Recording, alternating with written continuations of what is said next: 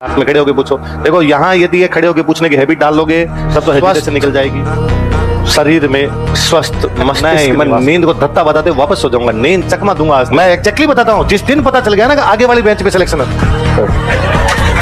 जो पीछे वाले भाइयों ने स्वागत किया ना, वो इस वीडियो क्या करेगी मेरे को होता। मैंने तो भ्रष्टाचार के खिलाफ बोला है, या तो सबको दिखाएगी कि देख के भ्रष्टाचार के खिलाफ बोलता है यह इंसान, क्या भ्रष्टाचार को रोक देगा यह व्यक्ति? क्यों बनेगा फिर कोई आरएस जब नहीं होगा भ्रष्टाचार? इसीलिए तो आए थे हम इस सेवा के अंदर। है? क्यों आए तुम आरएस में? आरएस क्यों बनना चाहते हो तुम? ज्यादातर तुम कहते हो सर पता ही नहीं सर, हमने 12th की थी, घर वालों उनका पढ़ाई कर ले। हमने कहा कहाँ कर ले? उनका स्प्रिंग बोर्ड चला था, हम स्प्रिंग बोर्ड आ गए। इसी तरह हमें कुछ भी पता, अब जो बनेंगे नहीं बनेंगे अल्लाह जाने, अल्लाह का काम जाने, हमें कोई लेना देना। ऐसे सोच के आते हो तुम? तो अखबार पढ़ना शुरू किया कि नहीं किया तुमने? किया? तो कल का जो दैनिक भास्कर, वो कल का जो संडे वाला पेपर आता है कितने लोगों ने पढ़ा? संडे को रंगीन पेपर आता अलग से। लो, अखबार पढ़ना शुरू किया। हाँ सर, संडे वाला किसने पढ़ा? कौन सा? कब का? क्या बात कर रहे थे आप? हैं, ऐसी तो कोई बात हुई नहीं थी अपने बीच। आपने एक दिन कहा था संडे तो छुट्टी है, कोई भी संडे को अखबार पढ़ेगा। आप संडे वाले अखबार की बात कर रहे हो। कल हमने मेन अखबार भी नहीं पढ़ा। क्या क्या कल पूरे दिन आपने? सोए, नींद ली? कितने घंटे नींद ली? जैसे 8 9 बिना गिने पड़े रहे लगातार, सोए सोए सोए रहे। सारे मजा आ गया क्या सो के? नींद लेने से मजा आता है कि तुम्हें? कितने घंटे सो जाते हो? अधिकतम कितने घंटे कोई सो सकता है? 10? 6 अधिकतम होता है। 11? 12 सो सकता है तुम? अच्छा, और 12 से अधिक कितने सो सकता है? 13 घंटे सो रहा। कल कितना सोया था? कल 5 घंटे सोया। क्यों? किसने बुलाया था तेरे को? संडे कहीं जाना था तेरे को? है? पक्का भाई आया था? ये तो नहीं है कोई? मामला संडे था और भाई 5 घंटे ही सोया है, बाहर भी चला गया था। कहाँ गया था बता दे। चलो, और बाकी कल लोग 12 घंटे से अधिक कोई सोए थे आप में से? कल कितने घंटे सोए तुम पीछे? लास्ट 16। पढ़ा ही रहा है सारे दिन, यूं पढ़ा हो रखा है क्या? खाता पीता सो जाता है, खाता पीता सो जाता है। फाड़ दे, फाड़ के फेंक। चिट्ठियां नहीं भेजनी है ना किसी को भी क्लास में। मैं कभी ऐसा हुआ है, कितने 10 दिन हो गए अपने क्लास होते हुए? 15 दिन ही हो गए होंगे, 10-15 दिन। क्या कभी ऐसा हुआ कि आपने मेरे से सवाल पूछा, मैंने जवाब नहीं दिया? क्या कभी ऐसा हुआ? क्या मैंने एक बार भी क्लास में आपको मना किया कि आपको सवाल नहीं पूछना है? क्या मैं आपको क्लास से बाहर निकाल देता हूं सवाल पूछने पे? तो जागो ग्राहक, आप जब सामने बैठे तो सवाल भी सामने पूछो। क्या यूं गांव की लुगाइयों की तरह धीरे धीरे बातें की जाए, एकदम आमने सामने खुले आम। और ऐसा क्या सवाल पूछ लोगे? कोई वल्गर सवाल थोड़ी तुम्हारा, कोई गलत सवाल थोड़ी पूछते हो हैं? तो ऐसा थोड़ी पूछ लोगे मेरे से कोई गलत सवाल के भ्रष्टाचार करने के तरीके बताओ। और आपको सर मैं करना चाहता हूं लेकिन बताना नहीं चाहता, अब आप तरीके ऐसा नहीं है ना। आप क्या पूछ लोगे? बिजोलिया में क्या हुआ था, ये सवाल है, उसका उत्तर बताओ। सर आंसर कैसे लेंगे? ये तो पूछोगे। क्लास में खड़े होके पूछो। देखो यहाँ यदि ये खड़े होके पूछने की हैबिट डाल लोगे तब तो हेजिटेशन निकल जाएगी, वरना पूरी जिंदगी रहेगी। है ना, आप लोगों में 12th तक ये हेजिटेशन निकली नहीं। होना तो ये चाहिए, स्कूलों में ये हेजिटेशन निकल जानी चाहिए कि क्लास में खड़े होने वाले, क्योंकि स्कूल में कम बच्चे होते हैं, 30-40 बच्चे होते हैं, अपने अपने साथ वाले ही होते हैं। वहां टीचर कुछ कह भी दे तो बुरा वगैरह लगता नहीं है। तो वहां पे हो जाना चाहिए कि अपने आप क्लास में खड़े हो सके, क्वेश्चन पूछ सके, मास्टर से क्रॉस क्वेश्चन कर सके, सारी चीजें होनी चाहिए। वो नहीं हो पाई, किसी भी कारण से नहीं हो पाई हो, इसलिए आपका व्यक्तित्व है, आपकी पर्सनैलिटी बड़ी दबी दबी रहती है। इसलिए 4 लोग कहीं और, वहां पर आपके मन में अच्छी बात आती भी, आपको पता भी हो तो भी हम बोल नहीं पाते। 4 लोगों के बीच में कोई सवाल पूछना भी होता है, हम पूछ नहीं पाते। अब कोशिश कर लो, एक दिन तो कोशिश करनी है, अब कोशिश कर ली जाए, वरना पूरी जिंदगी बाद में वो चीज बनी रहती है। बाद में बच्चे को यह कहते हैं कि सर इंटरव्यू के अंदर हम बोल नहीं पाते। जब तू यहाँ क्लास में नहीं बोल पा रहा था तो वहां तो कैसे बोलेगा? इसलिए चिट्ठियां तो भेजनी है ही नहीं। दूसरा, यदि कोई कॉमन सेंस लगाए तो एक चिट्ठी किसी बंदे ने वहां से बेचने शुरू की, तो बेचने का तरीका क्या था? आपने अगले रो में देता है, तो आपने 10 लाइनों की पढ़ाई खराब की। वो 10 बच्चे जिनके हाथ से, फिर मनुष्य स्वभाव ऐसा है कि हर व्यक्ति जिसके हाथ में चिट्ठी आती है खोल के देखता है कि क्या है इसके अंदर। 1-1.5 मिनट के लिए तो उसका गड़बड़ाता है पूरा दिमाग, जो क्लास में चल रहा है वो होता है। कोई व्यक्ति ऐसे कैसे कर सकता है कि खुद के फायदे के लिए 10 लोगों की पढ़ाई डिस्टर्ब कर दे? और यदि ऐसा करता है, इसका मतलब कॉमन सेंस ही गायब हो गया। फिर तो इस तैयारी की बेसिक नीड ही है कि भाई कम से कम इतना तो कॉमन सेंस होना ही चाहिए, वो ही गायब कर दिया। इसलिए आप दोनों तरीके से गलत हो। आप बाकी लोगों की पढ़ाई खराब करो तो इसलिए भी गलत हो, आप में खुद के अंदर पर्सनालिटी का डेवलपमेंट नहीं हो रहा इसलिए। पहले हम मानते ही थे कि ये जो तैयारी है, आरएस की तैयारी है, ये सिलेक्शन तो है, नौकरी तो है, ये पर्सनालिटी डेवलपमेंट कोर्स है। इस तैयारी को जब कोई करता है तो कितनी सारी चीजें सीखता है, कितनी अलग अलग एंगल से चीजें सीखता है, वो कितने अलग अलग सब्जेक्ट पढ़ता है, कितना वर्सेटाइल बंदा होता है, बोलना, लिखना, पढ़ना, समझना, सुनना, कितनी सारी चीजें। बाकी जो एग्जाम होते हैं वो लीनियर एग्जाम है, एक सब्जेक्ट पढ़ोगे या 4 सब्जेक्ट पढ़ोगे, एक एबीसीडी का एग्जाम दोगे, नौकरी। एक कोई फिर कोई नया सिलेबस पढ़ोगे, एबीसीडी का एग्जाम दोगे, नौकरी। अपने वाले में नहीं है। अपने वाले में एबीसीडी पास किया तो मेंस पास किया तो इंटरव्यू। मतलब तू पढ़ भी, तू लिख भी, तू बोल भी, तीनों चीजें। फिर कोई स्टूडेंट आगे कहता है कि सर आप फाउंडेशन बैच में प्री और मेंस की तैयारी करवाते हो, इंटरव्यू की नहीं करवाते? हम तो करवाते हैं भाई रे, पर लोगों को चिट्ठियां लिखने में मजे आते हैं, लोगों को इंटरव्यू की तैयारी करनी होती। क्या है इंटरव्यू की तैयारी? यही तो है कि हमारे बोलने के जीते से निकल जाए। सवाल तो यही पूछेगा भाई, ये है क्या कि प्री में क्वेश्चन पूछा बिजोलिया आंदोलन कौन सी रियासत में हुआ? मेवाड़। मेंस में क्वेश्चन आया मेवाड़ में होने वाले किन्हीं 3 आंदोलनों के नाम बताइए, बिजोलिया, बेगू और खालसा। बता देंगे हम? अच्छा, अब इंटरव्यू में भी तो यही आएगा। इंटरव्यू ये पूछ लेगा बिजोलिया आंदोलन के महत्व बता क्या, या वो ये पूछ लेगा बिजोलिया आंदोलन में गांधी जी का क्या रोल था, क्या तुम बता सकते हो? या वो ये पूछ लेगा बिजोलिया आंदोलन में अखबार कई निकले थे, मुझे कोई 4 अखबारों के नाम बता दे। या वो ये पूछ लेगा गणेश संघ विद्यार्थी कौन थे, उनका राजस्थान से क्या लेना देना? ऐसे ही कुछ सवाल बने। ये थोड़ी है कि प्री और मेंस में तो पूछे बिजोलिया, और मैं इंटरव्यू में जाते उसने कहा चल मेरे को बता युगंडा के अंदर आजकल क्या चल रहा है, युगंडा में जो आंदोलन से करंट के पूछेगा वो भी पूछेगा, पर यूं थोड़ी अलग ही एकदम लेवल पे ले जाके सवाल पूछ ले। ये कई चीजें उधर पूछी जाएगी जो प्री मेंस में तैयारी करते हैं, पर फिर भी हमें आता हुआ भी हम जवाब नहीं दे पाते। क्लास में मैं अभी है ना, आप में से किसी बच्चे खड़ा कर दूं कि बिजोलिया आंदोलन का महत्व बता, तो उसका रिप्लाई होगा सर मैं लिख सकता हूं, बोल नहीं सकता। तो कब बोलेगा? इसलिए जागो ग्राहक है, कोई चिट्ठियां भेजनी और कम सोना है। असली बात तो सोने वाली थी ना अपने, है ना? 8 घंटे सोना है। कितने घंटे सोना है? 7 घंटे रात को, 1 घंटे दिन में। हाँ, मैंने क्या बोला अभी? मैंने अभी क्या बोला? तो 8 घंटे, फिर और क्या है? तो नहीं, कोई इच्छा नहीं बताता। मेरे से जब मेरी बात माननी है तो 8 मानो, यूं फिर कोई बाबा जी की बात मान ले 4 घंटे। कितने घंटे सोना है? स्वस्थ शरीर में स्वस्थ मस्तिष्क निवास करता है ना? 8 घंटे सोना ही है। तुम्हारे वाली उम्र में तो पक्का पक्का सोना है, एक थोड़े टाइम बाद में तो वैसे ही नींद नहीं आएगी, है ना? नींद भाई, और तो वो क्लॉक सेट हो जाएगी। ऐसे मेरे ना, मतलब वो क्लॉक सेट है कि मुझे 6 बजे आंख खुल जाती।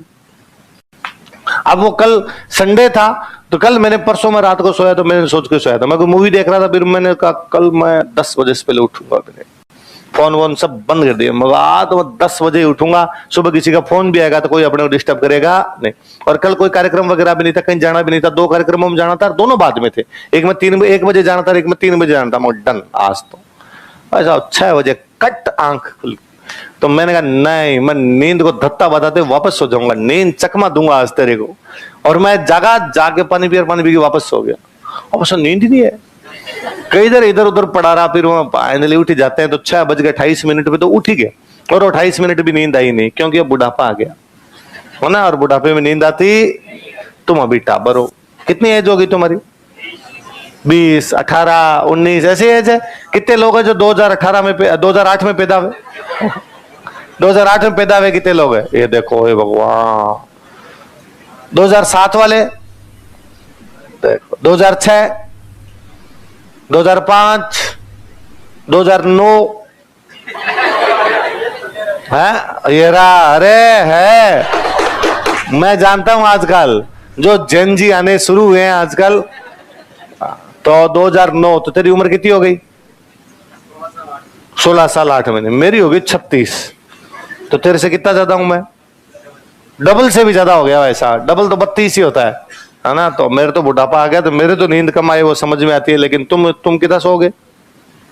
हाँ 10-12 घंटे सो जाता है? आती है रे, इस उम्र में आती है यार, इसमें क्या हंसने की बात है। मैं तो खुद पढ़ा रहता था 12th के बाद में, सोते थे खूब सारा, सोया करते थे। और सोया करो, वरना क्या होगा, थोड़े दिन में नींद कम आने से पेट खराब होगा, है ना। चीजें, कई सारी चीजें जुड़ी होती है। नींद कम आएगी, पेट खराब होगा।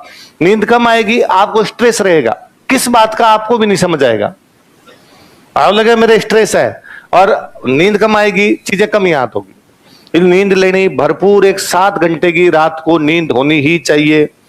1 घंटे दिन में, 1 घंटे तो पूरा नहीं, थोड़ा सा कम, 40-45 मिनट की एक पावर नहीं पड़नी चाहिए। हालांकि तुम क्या करते हो, दिन में तो पढ़ते हो 4-5 घंटे। ये 11 बजे यहां से जाते हो, 1-1:30 बजे रोटी खाते हो, बाद में 7 बजे कोई उठाता है, उड़ जा रहा है, अंधेरा हो गया बाहर। नहीं, दिन में केवल कितना सोना है अधिकतम? रात को कितने? 11 से 6, 11 बजे से लेके 6 बजे तक। गलत बात है, तो 6 बजे कोचिंग आ जाते, गलत बात ये है ना। ये तुम लोगों के जो आगे बैठते, तुम्हारी ये फालतू की पंचायती है। आगे बैठने से सिलेक्शन होते हैं। यदि आगे बैठने से सिलेक्शन होते हो तो हम कोचिंग वाले इतने तेज हैं, आगे की सीट की फीस ज्यादा कर देंगे। मैं एग्जैक्टली बताता हूं, जिस दिन पता चल गया ना कि आगे वाली बेंच पे सिलेक्शन होता, जो पीछे वाले भाइयों ने स्वागत किया है ना एकदम। मैं मेरी पूरी जिंदगी में पीछे बैठा, और मुझे लगता है पीछे बैठने ज्यादा समझ आती है चीजें। आराम से पूरी क्लास दिख रही होती है, आगे आगे बैठ गई हूं, देखते हो बोर्ड पर टंगे रहते हो। सिनेमा हॉल होता है ना, सिनेमा हॉल, तो सिनेमा हॉल में अब तो क्या सब में टिकटें बराबर कर दी। मुझे याद है, हम एक बड़े छोटे से कस्बे में थे, तो मैं 8th क्लास में हॉस्टल में पढ़ता था, तो हम दीवार कूद के और मूवी देखने के लिए जाया करते। सप्ताह में 2 मूवी पक्की थे, 8वीं क्लास में। तो दीवार कूद के मूवी देखने जाते, तो 4 टिकटें होती, 10, 12, 15, 20। स्टूडेंट लाइफ में रुपए होते नहीं, हम 10 वाली लेते, तो 10 वाली में ऐसे देखना पड़ता कि पर्दे के एकदम आगे बिठा देते हो ऐसे। तो कभी कभार मान लो 12 वाले लेते तो थोड़ा ठीक बैठते, 15 वाले लेते थोड़ा ठीक बैठते, 20 वाली में तुम्हें मजा आता, अरे यार एकदम सही सही दिख रहा है। फिर एक दिन वार्डन साहब ने हमें पकड़ लिया, पता चला कि रात को वो आगे होंगे चेक करने, वार्डन साहब आगे रहते थे, पीछे रहते थे। रात को 9, 9:30 बजे का शो हुआ करता, तब तक सो जाते हैं गांव के अंदर, जा छोटे कस्बों में ही सो जाते हैं लोग। तो भाई 9 बजे सो गए, तो अपने धीरे से कूदे दौड़ के चले गए सिनेमा हॉल। तो और आगे कोई तो आगे देखा, कितने लोग आए भाई? 3 लोग आए भाई, कहां चले गए पता नहीं, कहां चले। दूसरे दिन मैं बुलाया, कहां गए? तो झूठ बोलेंगे तो मतलब नहीं था, क्या कहते रात को क्रिकेट खेलने गए थे, ये तो कह नहीं सकते ना। तो हमने मूवी देखने गए थे सर। तो उन्होंने इधर फटकार, क्या तरीका मूवी देखने के लिए जाते हो? कितनी बार गए थे आपसे पहले? रेगुलर ही जाते हैं 7 दिन में 2 बार जाते हैं। 3 दिन एक मूवी चलती थी उस छोटे कस्बे में, तो 7 दिन में 2 बार जाता। मास्टर ने इस बार ना चले गए तो देख लेना, मुझे लेके जाओगे तो फिर वार्डन साहब भी हमारे साथ ही जाते। वार्डन साहब ने कहा बहुत अच्छी चीज है, तुम भी देखा करो। फिर उन्होंने हमें कहा कि 10 रुपए वाली टिकट नहीं ले। क्यों? तो सबसे आगे बैठ दे तो आंखें खराब हो जाएगी, थोड़ा पीछे बैठा करो, और थोड़ा पीछे बैठ के और देखा करो। तो सर इतने तो हमारे पास रुपए नहीं होते। वार्डन साहब बड़े भले थे, उन्होंने कहा भले मूवी एक कम देख लो, 7 दिन में 2 देखने की आवश्यकता नहीं, 7 दिन में 1 देख लो। और तुम्हें लगता है 2 ज्यादा अच्छी है तो कितने 2-2 रुपए एक्स्ट्रा लगेंगे, 12 वाले ले लो, 10 की अपेक्षा 15 वाले ले लो, 5-5 रुपए मेरे से ले जाना, पर पीछे बैठ के देखना। हमें लगा यार बात एकदम सही है। उसके बाद क्लास में तो हम पहले पीछे बैठा करते थे, तो सिनेमा हॉल में भी क्या बैठना शुरू किया। इसलिए तो तुम लोग यो आगे वाले जो है ना, जो 4 बजे खड़े हो जाते हो, 5 बजे नहा के बैठ जाते हो, 6 बजे यहां पे आके बैठ जाते हो, आगे जाके बैठूंगा, क्या मिलता है इसमें? हाँ, तो सब के सब पीछे बैठा करो। और मैं बताऊं तो एक हमारे एक बेच था B3, इस बार उसमें खूब सिलेक्शन है, भयंकर सिलेक्शन है उस बेच में। बी वाली सीरीज की खूब, RS के सिलेक्शन खूब है। कोरोना से ठीक पहले का बेच था, उधर एक क्लासरूम था, वहां लगता था।